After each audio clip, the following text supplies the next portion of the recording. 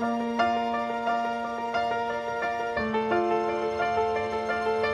the idea came about from a conversation between Laurent and I. We were talking about what would it feel like to see Christmas for the very, very first time.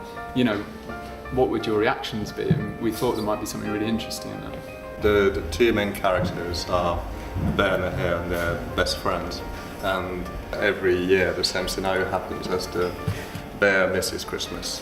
And this year the hare wants to do something about it, and you'll see this series of events that sort of leads to the bear waking up and enjoying Christmas for the very first time.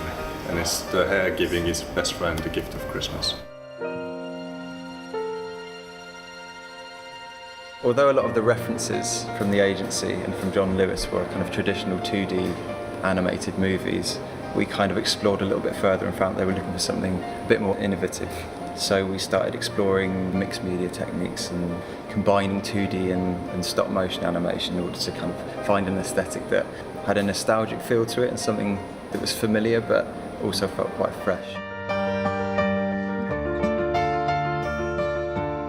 We've used quite a lot of interesting bits and pieces to go into the making of the Bear and the Hare. For instance, on the forest we used sort of children's snooker cues as the basis to make our tapered pine trees. One of the main reasons for me really wanting to get involved in this project was that it's quite unique in its styling, its animation, its drawn animation, its models, its sets. It's all about detail, and that, I suppose, was what drew me to it.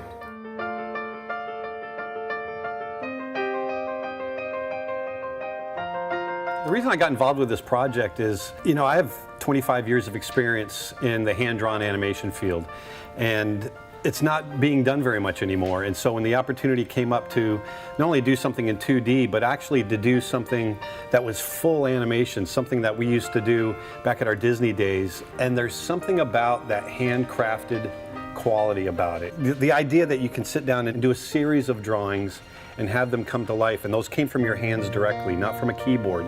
It's intoxicating. What's really important for us is that we keep our campaigns fresh and we keep raising the creative bar, and so animation's given us that opportunity this year. But also I think it harks back to those great animated movies that we all remember from our childhoods and which we particularly associate with Christmas. And I think that combined with such unique techniques is really what makes it such a special advert. There was some challenge all the way for different reasons, because it was like a technique never been done before.